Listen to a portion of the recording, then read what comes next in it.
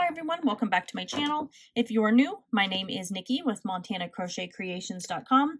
Today's tutorial is for another stitch that is part of our beginner basics series, and it is crocheting in the front loop only of your stitches. So I've done a few already, and you can see that by crocheting in the front loop only, it does kind of create like this really pretty like rib, like little, I don't know, a flat like little design here.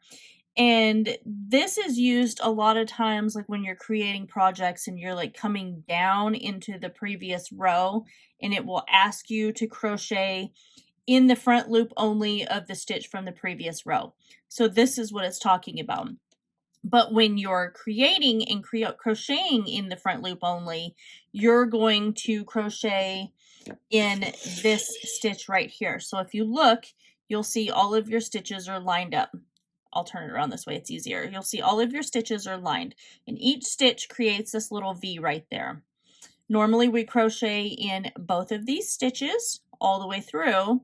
Sometimes we'll crochet in just the back one, but today I'm teaching you how to do the front loop only. So when it calls for that, you grab this front stitch right here, and then you don't grab anything else. And this is the stitch that you crochet into, is the front loop only, or sometimes the FLO for the abbreviation.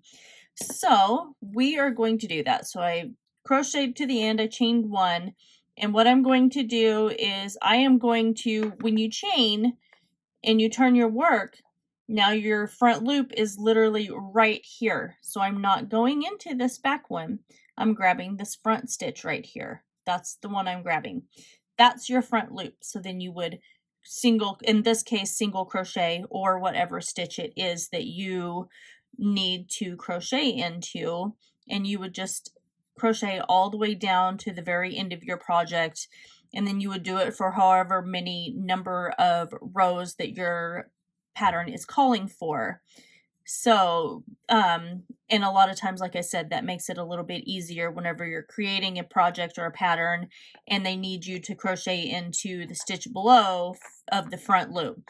And whenever I turn it here, you can see that there's these two lines right here, and that's where we single crocheted into our front loops. So anyway, I hope that this really helps you out with our beginner basics series. I know sometimes it's a little confusing crocheting in the front loop or the back loop, so I hope this helps you out a lot. So make sure that you guys like, comment, share, and subscribe.